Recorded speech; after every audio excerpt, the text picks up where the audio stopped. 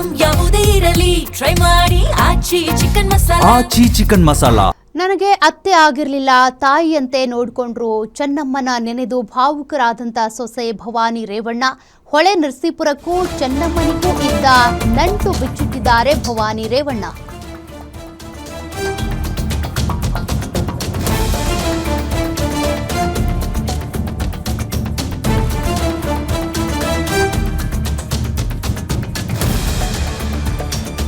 ತನ್ನ ಮತ್ತು ಚೆನ್ನಮ್ಮ ಜೊತೆಗಿನ ಬಾಂಧವ್ಯದ ಬಗ್ಗೆ ಮಾತನಾಡಿದ್ದಾರೆ ಭವಾನಿ ರೇವಣ್ಣ. ದೇವಸ್ಥಾನಗಳಿಗೆ ನನ್ನನ್ನೇ ಕರ್ಕೊಂಡು ಹೋಗ್ತಾ ಇದ್ರು ಅಮ್ಮ.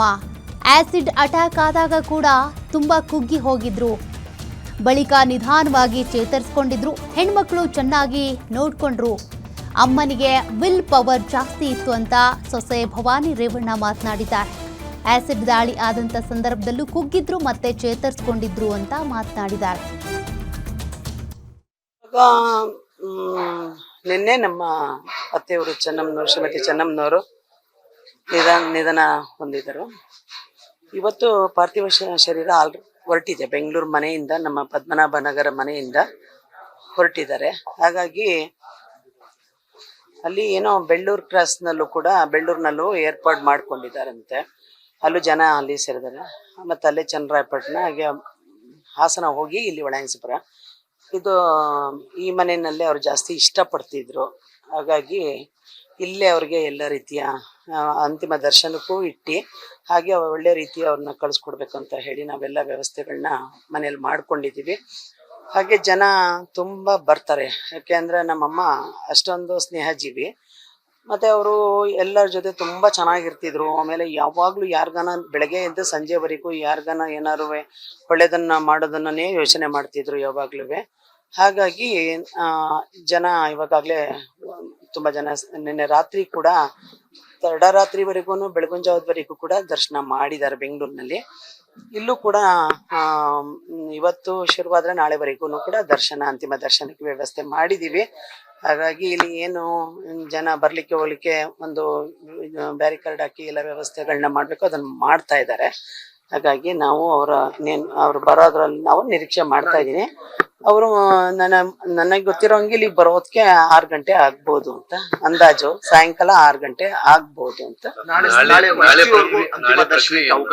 ನಾಳೆ ನಾವು ನಮ್ದು ಏನು ಸಂಪ್ರದಾಯದ ಪ್ರಕಾರ ನಮ್ದು ಏನಿರುತ್ತೆ ಅದನ್ನ ನಾವು ಶುರು ಮಾಡ್ಕೊಳ್ಳೇಬೇಕು. ಪೂಜೆದು ಅದ್ರದ್ದು ಸ್ನಾನ ಪೂಜೆ ಎಲ್ಲ ನಮ್ದು ಏನಿರುತ್ತೆ ಅದನ್ನ ನಾವು ಮಾಡ್ಬೇಕು. ಹಾಗಾಗಿ ಇವತ್ತು ನಮ್ಮ ಮಾವನವರು ಇಲ್ಲಿಗೆ ಬರ್ತಿದಾರಲ್ಲ, ಅವ್ರದ್ದವನ್ನ ನಾವು ಇವಾಗ ನಾಳೆ ಒಂದು 10 ಗಂಟೆ ಅಷ್ಟರೊಳಗಡೆನೆ ನಾವು ಪಾರ್ಥಿವ ಶರೀರಕ್ಕೆ ಸ್ನಾನ ಮಾಡಿಸಿ ನಾವು ಅದನ್ನ ನಮ್ಮ ಪೂಜೆ ಏನಿದೆ ಅದು ಮಾಡ್ಕೊಂಡ್ಬಿಟ್ಟು ದರ್ಶನಕ್ಕೆ ಮತ್ತೆ ಇಟ್ಬಿಟ್ಟಿರ್ತೀವಿ. 2 ಗಂಟೆವರೆಗೆ 2 ಗಂಟೆಗೆ ಇಲ್ಲಿಂದ 12:30 1 ಗಂಟೆ ಅಂತ ಹೇಳ್ತಿದ್ದಾರೆ. ಕೊನೆಗೆ 2 ಗಂಟೆಗಾರು ಸರಿ ನಾವು ಪಾರ್ಥಿವ ಶರೀರ ಎತ್ತಲೇಬೇಕು. 4 ಗಂಟೆ ಇಲ್ಲಿಂದ ನಮ್ಮ ಮಾವನವ್ರದ್ದು ಹುಟ್ಟೂರಾದಂಥ ಹರದನಹಳ್ಳಿಗೆ ನಾವು ಅಲ್ಲಿಗೆ ತಗೊಂಡು ಹೋಗ್ತಾ ಇರೋದು. ಹಾಗಾಗಿ 4 ಗಂಟೆ ಒಳಗಡೆ ಎಲ್ಲ. ಚೆನ್ನಮ್ಮ ಅವ್ರಿಗೆ ಪ್ರಜ್ವಲ್ ಅವ್ರು ಅಂದ್ರೆ ತುಂಬಾ ಇಷ್ಟ, ಎಲ್ಲಾರ್ನೂ ಇಷ್ಟ. ನಾಳೆ ಪ್ರಜ್ವಲ್ ಅವ್ರು ಎಷ್ಟೊತ್ತಿಗೆ ಬರ್ತಿದ್ದಾರೆ? ಇಲ್ಲ, ಅವ್ರನ್ನ ನಿಮ್ಮ ಮತ್ತೆ ಚೆನ್ನಮ್ಮ ಅವ್ರ ಒಡನಾಟ ತುಂಬಾ ಹತ್ರದ ನೋಡಿದಂತವ್ರು. ಅವ್ರಿಗೆ ಅಡಿಗೆ ಮಾಡಿ ಕೂಡ ತಾವು ಹಾಕೊಡ್ತಾ ಇದ್ರಿ. ಆ ಒಡನಾಟ ಹೇಗಿತ್ತು ಅಂದ್ರೆ ಅಡಿಗೆ ಊಟ ಎಲ್ಲಾರು ಮಾಡಿದೀವಿ, ಅದ್ರಲ್ಲಿ ಎಲ್ಲ. ಆದ್ರೆ ಜಾಸ್ತಿ ಅವರು ಹಾಸನ ಜಿಲ್ಲೆ ಹೊಳೆನರಸೀಪುರ ತಾಲೂಕು ಕಾಂಟ್ಯಾಕ್ಟ್ ಇಟ್ಕೊಂಡಿದ್ರಲ್ಲ, ಬಂದು ಹೋಗೋದು ಮಾಡ್ತಿದ್ರು. ಆಮೇಲೆ ಏನಾದ್ರು ಈ ದೇವಸ್ಥಾನಗಳಲ್ಲಿ ಪೂಜೆ ಅಂದ್ರೆ 2 ದಿವಸ 3 ದಿವಸ ಉಳಿತಾ ಇದ್ರು. ಆಮೇಲೆ ನನ್ಗೂನು ಮದುವೆ ಆದಾಗ್ಲಿಂದನೂ ಅಟ್ಯಾಚ್ಮೆಂಟ್ ಜಾಸ್ತಿ ಬೆಳೀತು, ಒಡನಾಟ ಜಾಸ್ತಿ ಬೆಳೀತು. ನನ್ಗೆ ಅವರೊಂದು ಈಗ ನನಗೆ ಹೆತ್ತ ತಾಯಿಗಿಂತ ಹೆಚ್ಚಾಗ್ಬಿಟ್ರು ಅವ್ರು ನನಗೆ. ಹಾಗಾಗಿ ಒಡನಾಟ ಜಾಸ್ತಿ ಇರೋದ್ರಿಂದ ಜೊತೆಯಲ್ಲಿ ಒಂದು ಮದ್ವೆಗೆ ಹೋಗ್ಲಿ, ಒಂದು ದೇವಸ್ಥಾನಕ್ಕೆ ಹೋಗ್ಲಿ, ಅಥವಾ ಯಾವ್ದಾದ್ರು ಒಂದು ಇದಕ್ಕೆ ಹೋಗ್ಲಿ, ಭವಾನಿ ಜೊತೆಲಿ ಹೋಗೋಣ, ಭವಾನಿ ಜೊತೆಲಿ ಹೋಗೋಣ ಹಾಗೆಯೇ ಕರಿತಾ ಇರೋರು. ಹಾಗಾಗಿ ನಾನು ಅವ್ರ ಜೊತೆನೆ ಸುತ್ತಾಡಿ ಮಾಡಿ, ಹಾಗಾಗಿ ಅವರು ಹೆಚ್ಚು ಜೊತೆಲಿ ಇರ್ತಿದ್ವಿ. ಇನ್ನ ಅವರ ಇಬ್ರು ಹೆಣ್ಮಕ್ಳು ಕೂಡ ತುಂಬಾ ಚೆನ್ನಾಗಿ ನೋಡ್ಕೊಂಡ್ರು. ಡಾಕ್ಟರ್ ಮಂಜುನಾಥ್ ಅವ್ರ ವೈಫ್ ದೊಡ್ಡವರು ಅನಸೂಯ, ಇನ್ನೊಬ್ರು ಶೈಲಜಾ, ಅವ್ರ ಯಜಮಾನ್ರು ಕೂಡ ಡಾಕ್ಟ್ರೇನೆ. ಮನೆಯಲ್ಲಿ ಡಾಕ್ಟರ್ಗಳ ಫೆಸಿಲಿಟಿ, ಆಮೇಲೆ ಎಲ್ಲ ಮನೆಯಲ್ಲಿ ನೋಡ್ಕೊಳ್ಳೋ ಒಂದು ಅನುಕೂಲತೆ ಎಲ್ಲ ಇರೋದ್ರಿಂದ ನಮ್ಮ ಅಮ್ಮನಿಗೆ ಸ್ವಲ್ಪ ದೈಹಿಕವಾಗಿ ಬಹಳ ಬೇಗ ಕುಗ್ಬಿಟ್ರು ಅವರು. ಅಂದ್ರೆ ಸ್ವಲ್ಪ ಆಸಿಡ್ ಬಿದ್ದು ಎಲ್ಲ ಇದಾದಾಗ್ಲೇನೆ ದೇಹಕ್ಕೆ ಹಾನಿಯಾಗಿತ್ತು. ಆದ್ರೂ ಕೂಡ ಅವರು ಅದರಿಂದ ಸರ್ವೈವ್ ಆದ್ರು ಅಂದ್ರೆ ಅವ್ರಿಗೆ ವಿಲ್ ಪವರ್ ಚೆನ್ನಾಗಿತ್ತು. 25 ವರ್ಷ 6 ತಿಂಗಳಾಯ್ತು ಆಸಿಡ್ ದಾಳಿ ನಡೆದು. ಆದ್ರೂ ನಮ್ಮಮ್ಮ ಅದರಿಂದ ಜಯ ಗಳಿಸಿ ಅಂದ್ರೆ ಅದ್ರ ಯುದ್ಧ ಮಾಡ್ಕೊಂಡು ಗೆದ್ದು ಬಂದು, ಆದ್ರೂ ಅವ್ರಿಗೆ ಏನ್ ಸ್ಕಾರ್ ಇತ್ತು ದೇಹದಲ್ಲಿ ಅದನ್ನೆಲ್ಲ ಮರ್ತು, ಅವ್ರ ಕಲೆಗಳನ್ನೆಲ್ಲ ಮರ್ತು ಜನರ ಒಡನಾಟದ ಜೊತೆ ಮತ್ತೆ ಮೊದಲ ಚೆನ್ನಮ್ಮನವ್ರು ಹೇಗಿದ್ರು ಅದೇ ತರ ಇದ್ದು ಮುಂದುವರಿಸ್ತಾ ಇದ್ರು. 25 ವರ್ಷದ ಹಿಂದೆ ಆಸಿಡ್ ಅಟ್ಯಾಕ್ ನೀವು ಕೂಡ ಜೊತೆಲಿದ್ರಿ. ಬಟ್ ಚೆನ್ನಮ್ಮ ಅವ್ರು ಹೇಳ್ತಾರಂತೆ ಆರೋಪಿಗಳು ಯಾರೇ ಇದ್ರು ಕೂಡ ಕ್ಷಮಿಸ್ಬಿಡಿ ಅಂತಾರಂತೆ. ಅದನ್ನೇ ಹೇಳಲಿಕ್ಕೆ ಹೋದೆ. ಅವರು ಅವ್ರಿಗೆ ಕನ್ವೆನ್ಷನ್ ಆಯ್ತು. ಆದಾಗ ಅವರು ನಮ್ಮ ಮಾವ ಅವರ ತಮ್ಮನ ಮಕ್ಳೇ ಈ ಒಂದು ಪ್ರಕರಣ ಮಾಡಿದ್ದು. ಈಗ ಇದು ಆವಾಗ ಅವ್ರದ್ದೆಲ್ಲ ಕೋರ್ಟ್ ನಡೆದು ಎಲ್ಲ ಆದ್ಮೇಲೆ ಕೋರ್ಟ್ಗೆ ನಮ್ಮ ಮತ್ತೆ ಬರೋ ಸ್ಟೇಜಲ್ಲಿ ಇರ್ಲಿಲ್ಲ. ಕೋಮದಲ್ಲಿದ್ರು 2.5 ತಿಂಗಳು.